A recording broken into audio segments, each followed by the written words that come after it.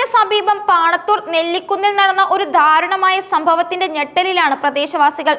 കുടുംബ വഴക്കിനെ തുടർന്ന് ഭാര്യയെയും പേരക്കുട്ടിയെയും ഉറങ്ങിക്കിടന്ന മുറിയിൽ വെച്ച് പെട്രോൾ ഒഴിച്ച് തീ കൊളുത്തി അപായപ്പെടുത്താൻ ശ്രമിച്ച ഭർത്താവിന് ഗുരുതരമായി പൊള്ളലേറ്റു.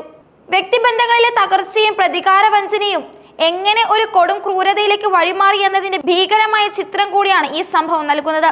സംഭവത്തിൽ പാണത്തൂർ നെല്ലിക്കുന്നിലെ താമസക്കാരനായ 65 വയസ്സുള്ള ജോസഫിനാണ് ഗുരുതരമായി പൊള്ളലേറ്റത്. ഭാര്യ സിസിലിയും പേരക്കുട്ടിയും ഈ ആക്രമണത്തിൽ നിന്ന് അത്ഭുതകരമായി രക്ഷപ്പെട്ടു. കഴിഞ്ഞ ദിവസം രാത്രി 10 മണിയോടെയാണ് നെല്ലിക്കുന്നിലെ വീട്ടിൽ നാടിന് നടുക്കിയ ഈ സംഭവം അരങ്ങേറിയത്. മാസങ്ങളായി ഭാര്യയുമായി പിണങ്ങിക്കഴിയുകയായിരുന്നു ജോസഫ്. ഈ അകൽച്ചയും വ്യക്തിപരമായ പ്രശ്നങ്ങളും ആസൂത്രിതമായ ഒരു ആക്രമണത്തിലേക്ക് വഴിമാറുകയായിരുന്നുവെന്നാണ് പ്രാഥമിക നിഗമനം. ഭാര്യ സിസിലിയും പേരക്കുട്ടിയും കിടപ്പുമുറിയിൽ ഗാഢനിദ്രയിലായിരുന്ന സമയത്താണ് ജോസഫ് പെട്രോളുമായി വീട്ടിലെത്തിയത്. മുറിയിൽ അതിക്രമിച്ച് കയറിയ ജോസഫ് ഉറങ്ങിക്കിടക്കുകയായിരുന്ന സിസിലിയുടെ ദേഹത്തും കിടക്കയിലും പെട്രോൾ ഒഴിച്ചു. തുടർന്ന് തീ കൊളുത്തുകയായിരുന്നു. നിമിഷങ്ങൾക്കകം തീ കിടക്കയിലും മുറിയിലെ മറ്റ് സാധനങ്ങളിലും ആളിപ്പടർന്നു.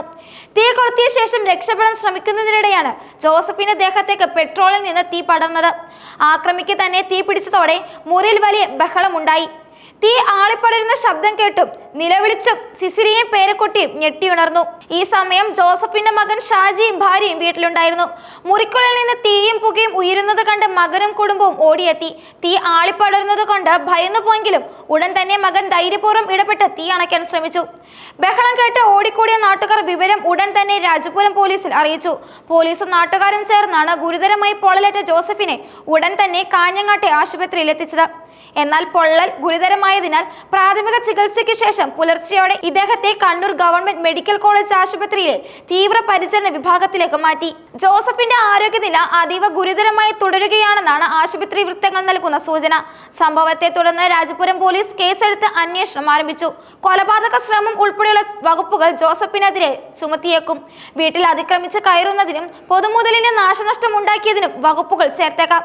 തീവെപ്പിൽ കിടപ്പുമുറിയിലെ കിടക്കയും മറ്റു സാധനങ്ങളും കത്തി നശിച്ചുവെങ്കിലും വീടിന് മൊത്തമായി തീ പിടിക്കാതിരുന്നത് വലിയ ദുരന്തം ഒഴിവായി. ഭാര്യയുമായി പിണങ്ങി അകന്നു കഴിയുന്ന ഒരാൾ പകയുടെ പേരിൽ സ്വന്തം കുടുംബാംഗങ്ങളെ അപായപ്പെടുത്താൻ ശ്രമിച്ചത് പ്രാദേശിക സമൂഹത്തിന് ഒരു ഞെട്ടലാണ് നൽകിയിരിക്കുന്നത്.